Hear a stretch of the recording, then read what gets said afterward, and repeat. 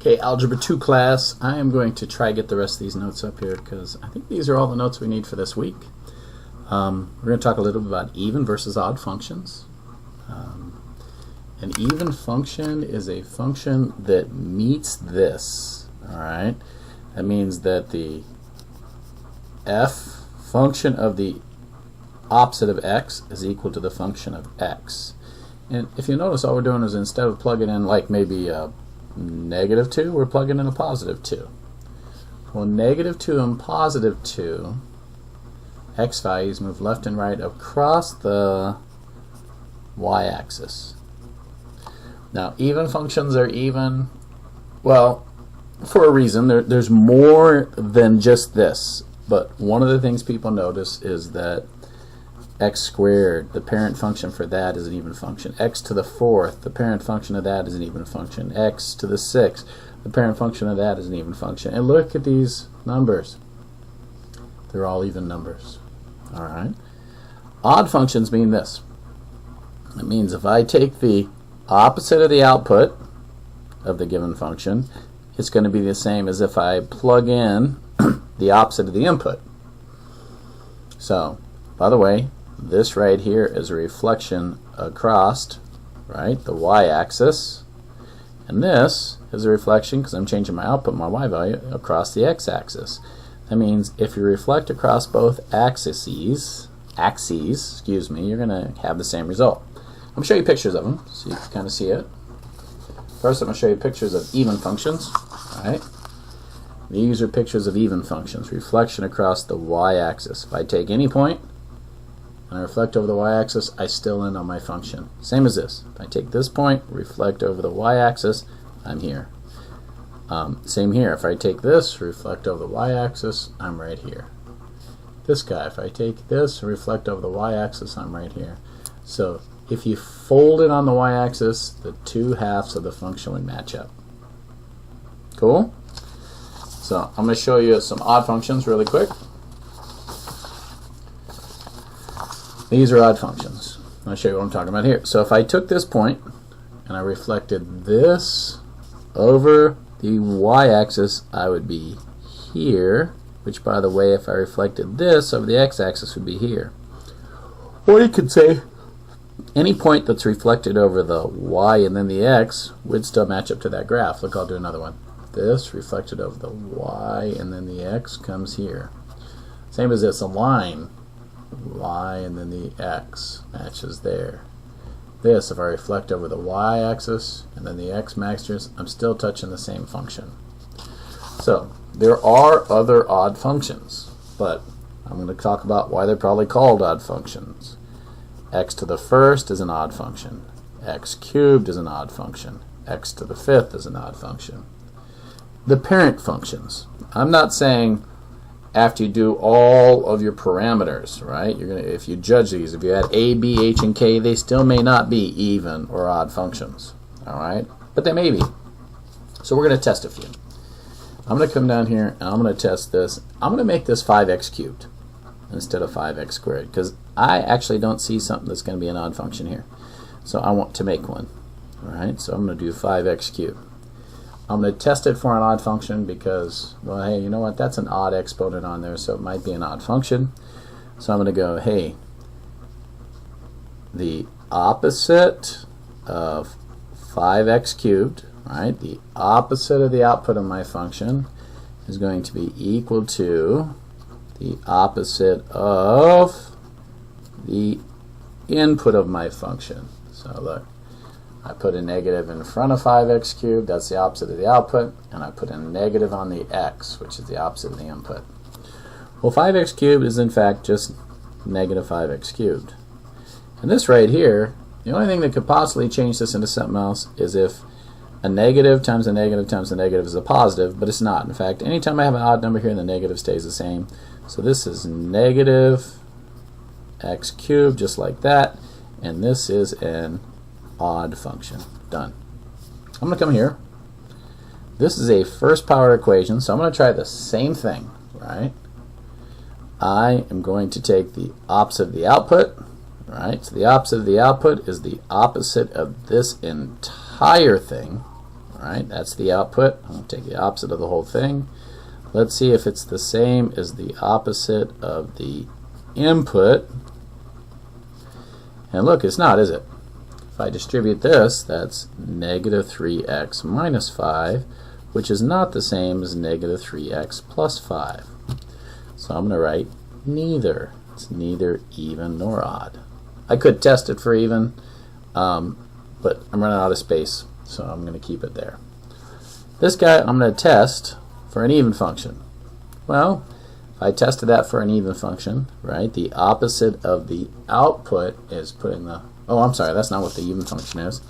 It says, hey, the opposite of the input, which would look like this, right? Instead of plugging in an x, I'd plug in a negative x plus 1 squared is the same as the function itself, right? Which would be x plus 1 squared. Now this isn't going to work out, but I'll show you. Squaring just means, hey, negative x plus 1, negative x plus 1 equals x plus 1, x plus 1. And if you FOILed this out, or even just plugged in numbers, right? You could plug in numbers right now. I'm not sure if everyone knows how to FOIL at this point. I remembered how. So let's plug it. What if I plug in 2 here? That would be negative 2 plus 1 times negative 2 plus 1 equals 2 plus 1 times 2 plus 1. And this over here would give me 9, and this over here would give me 1. Not the same, so I'm going to write neither. Alright. You can also graph these to check them, right? If they're reflections over the x and y, odd function. If it's just a reflection of the y, well, then you have an even function. So we're going to move on and use some of the skills we learned in the past. I'm going to go right here. This one's done for you. Alright. It tells us what our parent graph is, f of x squared. F of x is x squared. And then we do a change, which would mean this would be negative, right, x minus 2 squared minus 4, negative 3, excuse me. So it's important to see that that f gets replaced with this squared, right? And this would be just like this. It's 2 right, all right, and then what it is, it's reflected over x, because this is reflected over x, stretch vertically by a factor of 3, and then 4 down. So, and honestly, if you do this first and you just realize reflecting over x turns you upside down, it's usually a little easier, right?